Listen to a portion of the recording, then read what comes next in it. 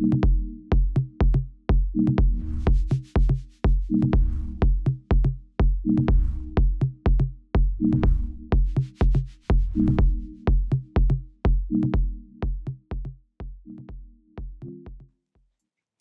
everybody. I'm Sergei Ostapenko, CEO of Mira Commerce. And today we're joined by Chad Van Brunt, and he is the Director of Marketing and Product Development at Nightforce Optics.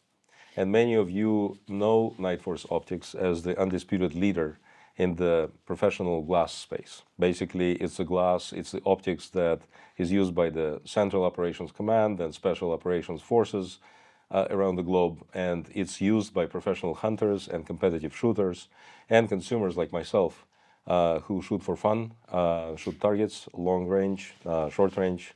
And it's a very unique brand in their space in that not only they're the leader, but they're very different from the others. And in which way and how so, we're going to find out from Chad today. So I thank you for the opportunity to host us here. Absolutely, Yeah, thank it's been you. a fun trip to Orofino, Idaho, and we've definitely learned a lot about the place where you guys are located and its history and context.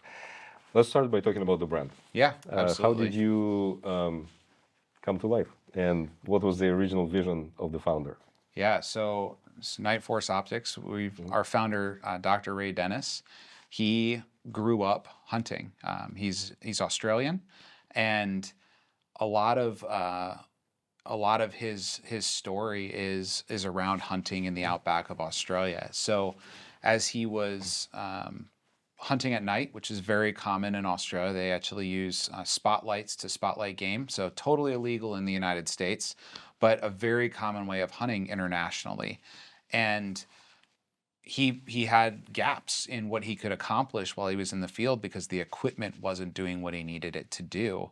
And so he started with actually handheld lamps to do that part of the process better. And once he got the lighting part down, which he has a lighting business as well, that stemmed from that experience, after he got the light part down, he was struggling with the scopes. And nobody made scopes that did what he wanted at that time. This is in the 80s. So he needed large objectives for light gathering. He needed precise reticles for field conditions, and he needed illumination. And that wasn't something that was common on the market at that time. And so he actually had the opportunity to meet with a vendor that builds rifle scopes and bring that idea to them. And he bought 500 of them and got the scope he wanted, and was also able to start a business off of that. So his story is very interesting, very entrepreneurial, and he still has that spirit to this day in how he looks at different products all across the spectrum of products of companies he owns, but even within Nightforce, he has a very entrepreneurial view of new products and development. Why, of all the places in the United States, he has chosen Orofino, Idaho, as the location to manufacture the product? Yeah, Because it looks very much out of place. yeah, here. it's an interesting story of, you know, when Nightforce came to the U.S., they were in the Seattle area, and then to recreate, to shoot and things like that, it's hard to do that in the Seattle metropolitan area, and so they found land in Idaho that they could shoot on and have kind of a retreat, but that area was too small to support business, and so they moved outward from that area and found Orofino, and it was the closest big town that they thought was big enough to sustain a business. And at that time, in the late 90s, it was a much smaller company, only a couple employees at that time, but business was able to be set up in Orofino, and ultimately we've grown over the last 25 years since we've been in Orofino. And what we found, it's a great area for it for a couple reasons. One, people who live here love being in this area, and that provides continuity. And with a product that takes a large amount of skill to put together, that continuity is very important. because once somebody learns how to build a Nightforce scope, we want to keep them. And being in an area like Orofino, people are hardworking, very resilient. They love hunting and fishing, and they understand why we're doing what we're doing with these products. And as outdoorsmen themselves, they can connect with our consumers and put themselves in the consumer's shoes as they build a product, whether they're on the line or whether they're designing products, selling products, or running finances. They understand our consumer and want them to succeed with what we do. Chad, you shared with me that you moved here yourself for the job at Nightforce many years ago. Yes. And so for you, what does Nightforce stand for today? And for you as a professional, you have a background as a mechanical engineer. You've been in this space for a long time, and you understand the lay of the land perfectly. So what is special about them as an employer and as people who take care of their team? Yeah. So, I've been very blessed to spend my whole career in this industry. I love shooting, and when I came to Nightforce, I came because the product has a fantastic reputation. It's pinnacle product in this space, and that's a huge draw for professional like me and many others. But the company wants to make rifle scopes better, and willing to invest in that technology and push projects and R&D stuff that you might not be able to do in other businesses. And that's very rewarding as somebody who likes products, likes design, and ultimately likes using these things. We're willing to invest in next generation technology, stuff that you don't see in our scopes today, but you might in the future, or you may never see if it doesn't end up working out. But Nightforce is willing to invest in those projects where companies that are more tightly managed from a financial perspective, if the goal of the business is just to make $1, you're not going to invest in projects that aren't going to necessarily work. And if the goal of the business is to excite consumers and make them really happy with products, you're going to invest in something new. And I talked about how entrepreneurial our owner is. That entrepreneurialism flows through the leadership of the business as well, and that's what allows the company to pursue new ideas, new projects, new things that is very rewarding professionally, and ultimately has the opportunity to be the next big thing. So that part's really fun, really rewarding. And then outside of that, it's a good company to work for from a benefits perspective and that side. And ultimately, a lot of us work here because we love the product. We love the people that use our product, and we want to make that product better. And Nightforce gives you the leash to do that. I had the privilege of meeting you and your team about 2 years ago when we started on a project to rebuild the website. And we had very little understanding of the product or the philosophy initially. And you kept talking about this being a tool and not a toy. Yeah. A tool and not a toy, a professional tool. And that struck me. And we started to dig up the story of what does it stand for. So, and it looks like you cherish and value the mechanical perfection in design and engineering in the product more than it being a consumer electronic device or something that's modern and versatile in those ways. That's popular, that's easy to operate, right? And so, talk to me about the philosophy behind the product. So, what are some of the absolutes that are never going to change versus what you guys are modernizing and improving all the time? Sure. Yeah. One thing I'd glaringly left out of my story about our owner is that the optics also had to survive the outback of Australia. So when they hunt in Australia, it's off a motorbike or out of a truck or a ute for anybody in Australia watching. But You that scope and rifle are going to be rattled around in the back of a truck and then pulled out, and it has to perform. And so that ability to perform in that type of environment was core to the original product and has stayed with it. And we say rugged, reliable, repeatable, and rugged, reliable, repeatable. It's easy to make a marketing tagline. It's hard to make a marketing tagline that embodies everything that your brand stands for and differentiates it in the market. And that's how we feel when we talk about rugged, reliable, repeatable. We use those as metrics of performance within our own company, even though they're very qualitative. And you say, okay, well, does this decision meet the standard of rugged, reliable, repeatable? That could be a marketing decision. It could be a product decision. And it's interesting to have that as the brand's main focus, being rugged, reliable, repeatable. So when we talk about product and how that goes into the product itself, the turret systems, you toured the factory, we looked at the turret systems and how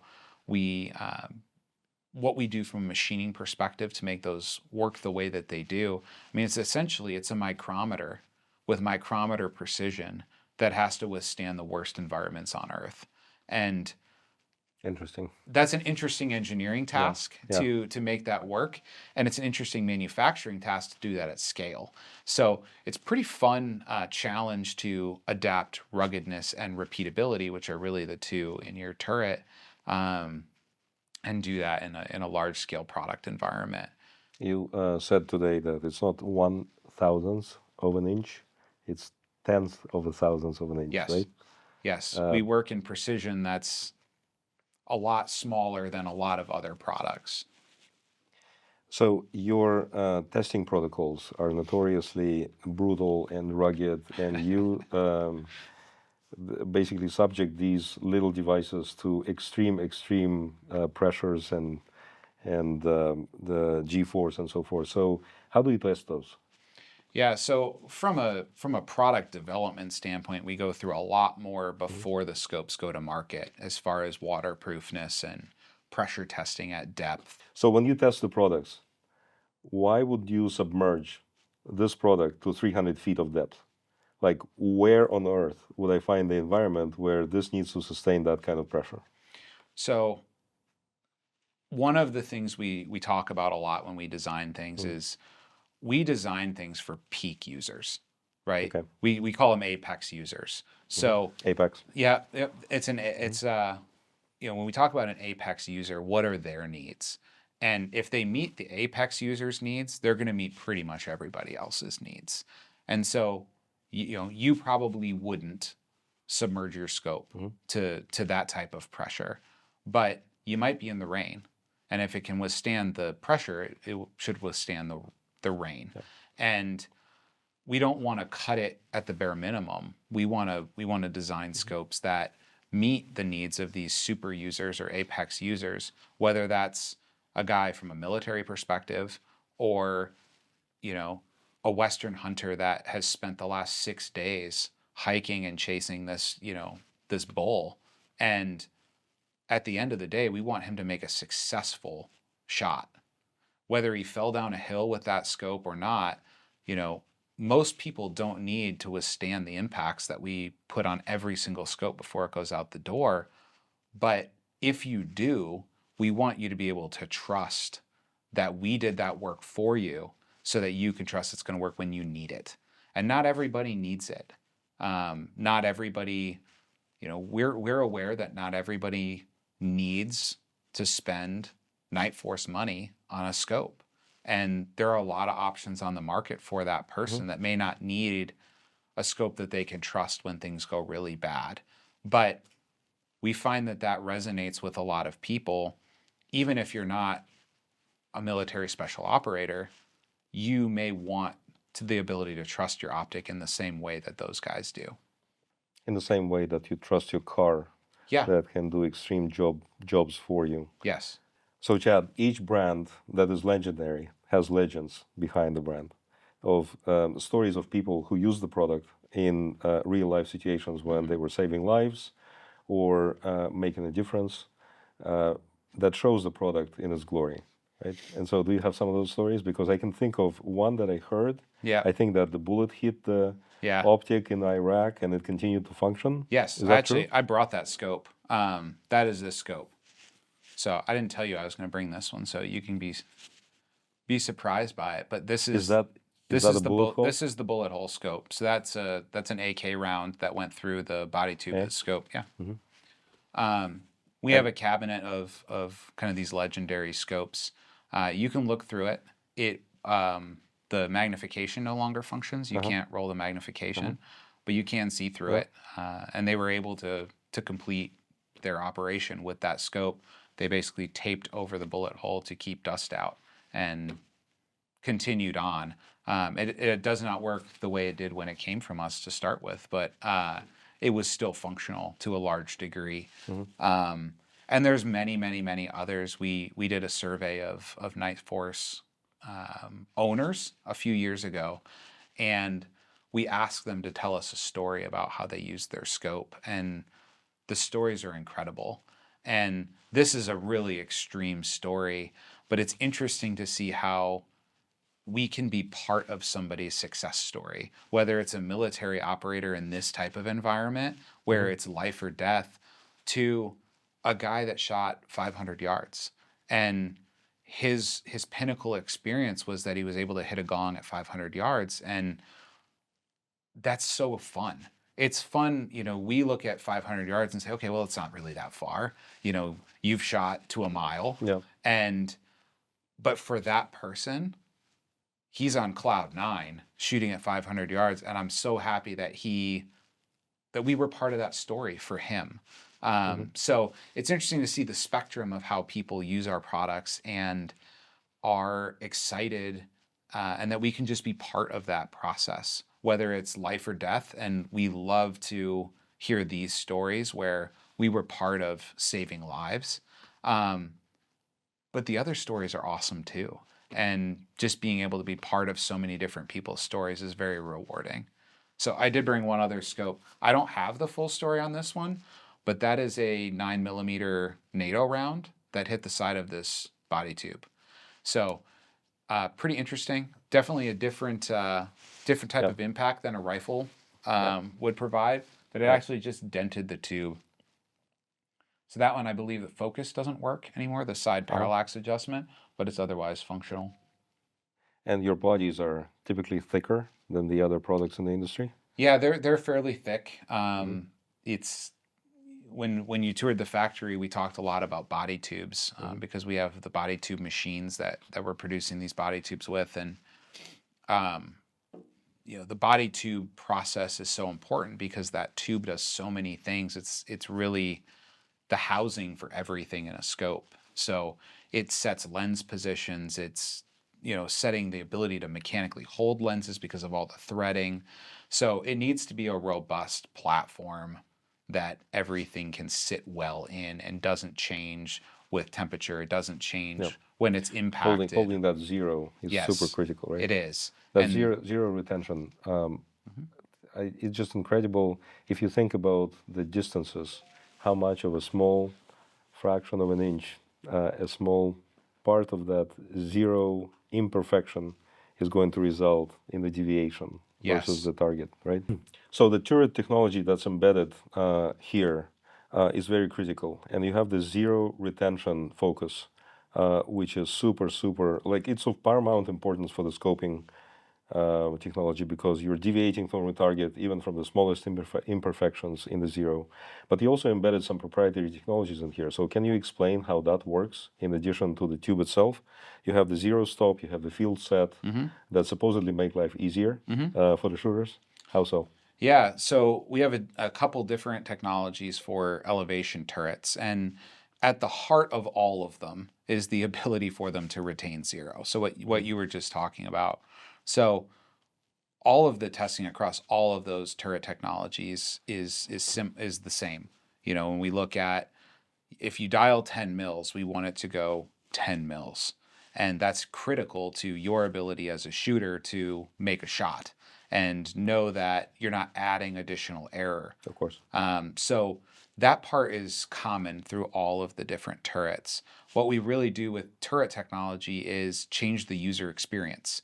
From a digital world, we talk about user experience a lot, but it translates into the analog world too.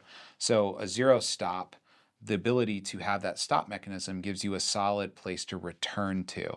So as you dial for shots in the field, you might have to go 10 mils, you might have to go 20 mils if we want to go a mile, like we talked about earlier. You want to know where home is, right? You're that 100-yard zero that you built, you want a solid stop there. And so when you dial back down, you'll actually hit something that is a solid wall that lets you know you've gone back to zero. Whether you can see the turret or not, you can tactilely feel that you're back to zero. So how we do that changes from scope to scope.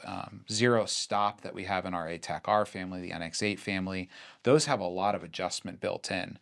You can basically set that stop anywhere you want, at zero, below zero, above zero, whatever suits your needs as a shooter. It's a very flexible system. Okay. The field set system was really ease of use based, right? It's we don't call it toolless because it's not quite toolless, but it's field expedient tools, right? If you have a coin in your pocket, if you have the tool we send with it is obviously cheating, but basically anything you have in your range bag, the handle of your knife will work to loosen that turret, reset it in the field, and you're doing that all in one action. So you're slipping the dial to zero, you're resetting the stop mechanism. It's very quick. It just has limited adjustability compared to a zero stop. So again, we're just changing the user experience for different users that have different needs, where we use the field set turret in the NX6 family, which is really built around ease of use. As your starting point with Nightforce, the ATAC-R is really designed for that apex user where there's a lot of use cases for that scope, and we don't want to limit that person with a turret technology that doesn't allow them the adjustability they're going to need. Makes sense. So thank you for explaining that. We also work with clients from different industries and verticals.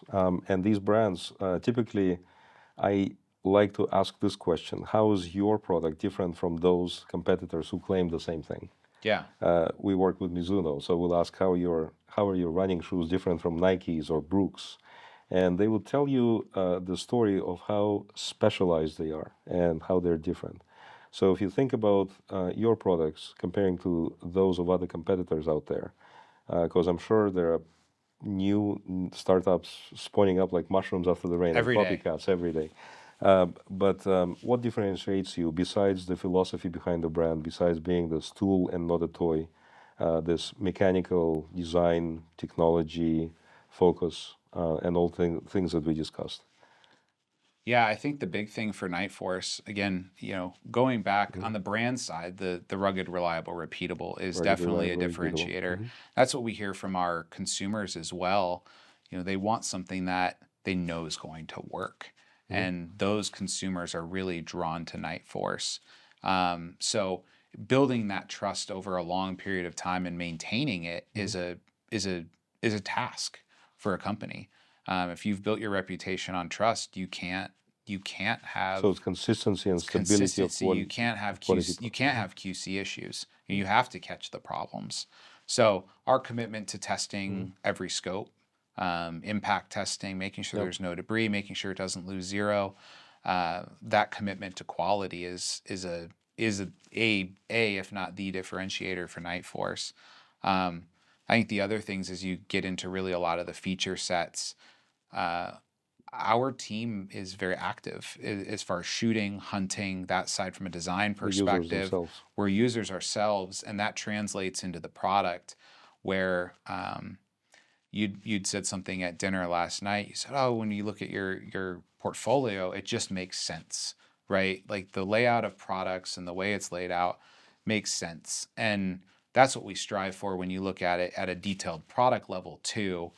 The magnification range, the reticle, the scaling of the reticle, the turret technology, the illumination, all of these pieces just make sense. And that's what we're after as designers, as users, as people involved in that process, is when you pick up that scope, you go, hey, whoever designed this scope was made for me. And that's what we want for people in every niche of shooting sports, is to have that type of experience for you at the consumer level. I think one other thing that I read was that while your competition prides themselves on the unquestionable warranty guarantee, you don't even talk that much about the warranty. Yeah, we a prior marketing guy had coined this for us, but the best warranty is the one you never have to use. And so you do offer warranty? Oh yeah, we have limited lifetime warranty. If there's any issue with the scope, workmanship, anything like that, we'll fix it for free. If you break the scope, we're probably still going to fix it. It may cost you a little bit, but our scopes we view them as lifetime tools, and we spend a lot of time and care in putting them together and testing them before they go to you. And if you have an issue with it, we care enough to fix it. This isn't a throwaway disposable item for us. Our repairs department will take it apart, evaluate the optic, fix it so that it can go back out the door today to the same quality level or better than it did 20 years ago. It was mind-blowing today when you showed me some of those older rifle scopes that came from the military, some that have been painted over with the camouflage, and they're in repair to be sent back out into the field, right? And they continue to function for years and years and years. Yep. Let's talk a little bit about physical to digital and how those two worlds are interrelated. So you begin to design the product in the digital space. You have a model for it, the concept. Then you machine it, you produce it, it lives its physical life. But then there's a digital aspect of it, almost like a digital twin of it that lives online in the imagination of the consumer user. And so you have this bomb-proof, bulletproof tools that save lives. How do you think about digital representation of them online? And let's talk a little bit about your website. What does that stand for? What is it intended to do as a channel? Yeah, absolutely. So we could make the best products in the world, and if nobody knows about them, we've not done a very good job. They're not doing their job until you're using them, really. And so for us, our goal is to let people know what we're doing, tell our story. And the website for us is an educational tool, and that's something we talked a lot about with your team when we first started redeveloping the website. Was our goal is not e-commerce. Our goal is education. We don't sell these direct to consumer on our website. We're going to go through a dealer, and the purpose of our website is to land people from the rest of our marketing side, right? All of the digital advertising that we do, social media, print advertising, TV, all of those different areas. The goal is to get somebody to the site so that we can educate them on what Nightforce does, right? Our unique proposition that we talked about, and then what product is right for them and their particular use case. And then from there, feed them out to one of our many, many dealers if they want to see one in person or purchase one online from one of those dealers. So for us, the website is really in that middle space where it's not a primary marketing tool to garner attention, but it is the place that takes somebody from, I've heard of Nightforce, or I've heard of this new product, to I understand what this product could do for me. I'm considering buying it, and get them over that final leg to go out to a dealer. So as a professional marketer, you of course always hear personalization this, personalization that, make it unique, speak to me directly as a consumer, as a user, as a shopper. What does personalization mean for you in this space? So how do you make it mine, this product? Yeah. How do you convey that feeling, and how do you decipher my intent as a shopper? Yeah, the shooting sports are very interesting because there are so many subsets within that space, and every person has this really niche thing that they're doing with their scope, and we don't necessarily make a scope just for that one super niche. In some cases we do, but we want to relate to that person and relate the scope to them in that way. And from a website perspective, we we try to really guide people through that process with our copywriting. What does this scope do well? Who is it for? And that's really embedded in how we speak about the scopes on the website. Social media is probably the space of personalization.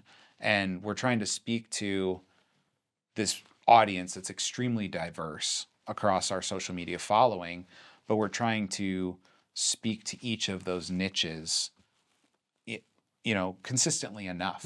And, speak to the person that's shooting PRS and speak to the guy that's Eastern hunting in the Eastern United States, where maybe the scenery is different than the Western United States, and ultimately try to show that we understand what they're doing with our products and that we have the right tool for them for what they're doing, and do that consistently enough that we can also sell them our products. So it's a challenge personalizing now. We'll see. I know that other brands, other companies have done more, and there's a lot of tools you can use to further personalize. Basically skinning the site or showing personalized information, depending on their browsing habits or prior experience with our brand. We haven't gone down that path yet, but certainly something to consider as consumer behavior continues to change and people expect more personalization. So we've experimented with it with digital advertising because it's pretty easy to do in that space. Email marketing as well. You can customize very easily for the intent of the user or their prior browsing habits. We haven't gone to the full skinned website for personalization yet. And I wouldn't be trendy or modern if I would not ask you a question about AI. Sure. Right, and we spoke about this at length this morning. So you explained to me how AI helps today with the copywriting, the tone of voice of the brand, and there are different areas in which it can help automate and improve the productivity. But what does AI do for you today, or how do you see its role play out in the next few months? Because as we were discussing it this morning, you said even 12 months ago I wouldn't give it a try. I would consider this to be a serious business proposition, but now things are different. Yeah. So how do you view AI today? I think AI is an incredibly powerful tool that we don't understand yet, and it's changing so quickly. We're all trying to understand it as best we can today and for tomorrow. And for our team, I definitely will admit I was slower on the uptake of AI than a lot of my team was. And as they started using it for different things and bringing me samples of what it could do, I started to see all the value that it can provide. And I view AI as a helper, right? It's something that can help you be more productive. And as long as we're not losing the human element and that we're making sure that it's still the brand speaking, it's still us speaking, I think it's an extremely helpful tool, and it's going to continue to morph and change and be helpful in more and more areas. We do use it from to help with copywriting and some of that side, even if it's just to give us a base to edit from, because it's so much easier to edit than it is to write from scratch. And if it can get you 70% of the way there, that's 70% of the time you didn't have to spend doing it. But if you take it to the next level and you say, okay, well, the future of commerce online is probably driven by these agentic scenarios where you're going to ask your AI assistant to shop for you on your behalf, to follow their recommendations and so forth. And so in this new play where your website basically serves as a source of data for AI agents to crawl and to compare and to make shopping decisions, and then placing the order on the website, where does the human stay in that? It's pretty scary to think about the fact that merchandising and marketing ceases to exist in this agentic future where you don't have the control over how your products are positioned. And if the AI decides that your products are a consumer popular device rather than the highly specialized tool and position it this way, doesn't that erode the brand? Yeah, it basically ruins our value proposition if that's what's happening. And I think as long as we are continuing to feed those tools the right information, I think, and feed it in the right way, and I think that's where we need to continue as a team, and probably every marketer's in this same boat, understand how these tools work, where it sources information from, and how it likes to receive information, so that we can give it the information that that agent needs to make the right buying decision. And I think that'll be the real crux of the AI, particularly automated shopping situation over the next months or years. Is it buying you the correct thing? And Yep. with more complicated products or more nuanced products, how do we feed those agentic agents the right information so that it can get consumers into the correct buying the decision the way that I can when I talk to somebody at a show or on the phone. And we spoke about this example where the other day I was trying to solve my problem for the elevation of scope in the right way so that it shoots long range and I still have the flexibility to adjust it to that distance. And I was mistakenly consulting with ChatGPT, who gave me the solution and told me that I need to have the new set of rings, completely ignoring the fact that my Ruger precision rifle had the elevated rail already. And so it's all in the settings and not the hardware. And I wouldn't have known this and would have gone and purchased that additional hardware if I didn't speak to you. And you said, Sergey, that does not make sense from my experience. Right. So it means that whatever data it was basing the recommendation on was popular. Maybe it was subjective, but it was not authoritative in that case. Yeah. And so one of the things we definitely need to make sure is to see that the data is clean, that it's governed, and that it's fed, like you said, to different channels in the appropriate way. And that's where we sit still at the control levers, and we can open those faucets or close them as necessary, Yes. right? Yeah, and help get the right. A lot of getting somebody to the right solution is helping them ask the right question.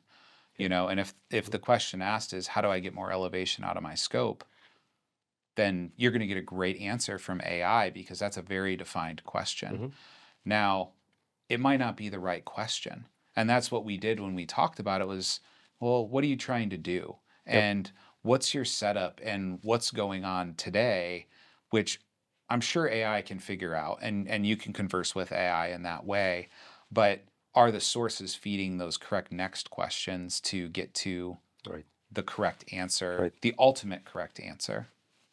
So it's definitely an interesting time, and things are shifting extremely quickly. I don't know who it was that said it, but it was one of the AI company leaders that had said, we don't business plan in years, we business plan in months, because it's moving so quickly that at their company level, they can't plan years ahead. They have to plan in months. It's just incredible. Heard somebody else say that the only skill that is going to be a survival level skill and the most important one to focus on is the adaptability to change. As the world is crashing around you and the business models evolve and collapse, and it might seem like a very stressful situation, but those who thrive in it, that admit and accept the fact that, yes, it's not going to be the same way any longer, would succeed. And so it poses an interesting question then. What is your core system of values, and what are the things that you're going to hold on to and not going to change as the world changes, right? But this is actually a great pivot into my final theme or set of questions, and this is about America, us being here in America and appreciating the values and the core that it provides us with, the core foundation. As America is going to be 250 years old this year, how do you view Nightforce's role in the legacy and in your role in the economy of the States? Just talk to me a little bit about that. And I don't necessarily want to be romantic about it or superficial. It's the reality of things. We saw people at the factory who are building things with their own hands. And this is what America is today. So talk to me a little bit more about that. Yeah, Nightforce has an interesting history, right? Our owner, as we talked about, is Australian, and but we've been in the United States as a company from the 90s, and in Orofino since around 2000. And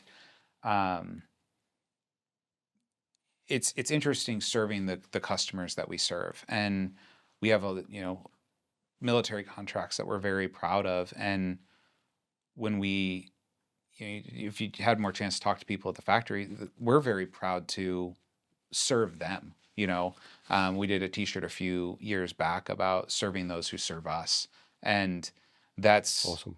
It's hard not to get romantic about it in that particular setting, but we know where these scopes are going and what they're doing, and putting tools in the hands of frontline personnel is something that as a company we're exceptionally proud of, and as individuals within the company we're very proud of it too. And that it's a theme that comes up over and over in our conversations. So we have a lot of veterans in our business, and a lot of people who have veterans in their family, and it's important personally for us to put good tools in their hands. And that's something that's you can drive you to come to work every day, and it's a really thing that we're proud of. I'm proud of. Definitely sounds more than just being a vendor in a government contractor. Yeah.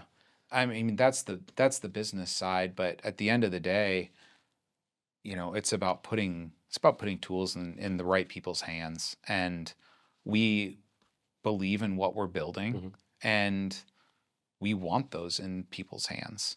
We know the quality, we know the performance, and we want those guys using our stuff. Interesting. When we started to work with Second Amendment firearms brands, people who supply to law enforcement and military, all of a sudden there was this fresh breeze of people upholding the certain values and keeping promises, being practical operators, and very easy to work with in the sense that they do plan the strategy out instead of spawning ideas and then retracting back. And so this is a very special industry vertical. And I do appreciate the chance to support you guys, just as you are supporting the others. And I think that we together, we form this mesh of people who are making a living. At the end of the day, we send kids to college, we pay mortgages, and we make this economy work for each other.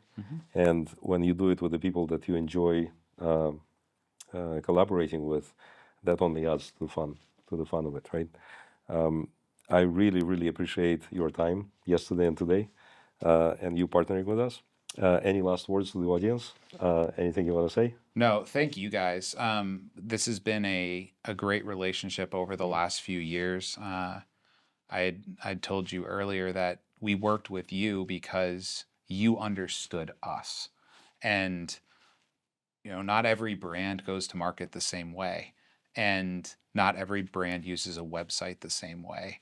And that's what we're after is partners that understand our ethos and what's important to us, and can be an extension of our team. And Mira's been a good partner for that. Thank you. I appreciate that. Certainly enjoy the camaraderie and the relationship that we've built as well. So yeah, thank you Ladies so much. and gentlemen, Chad Van Brunt, Nightforce Optics leader and operator, and I'm sure that we'll talk to him again and meet at the next year's SHOT Show with a lot of stories about innovation and saving people's lives.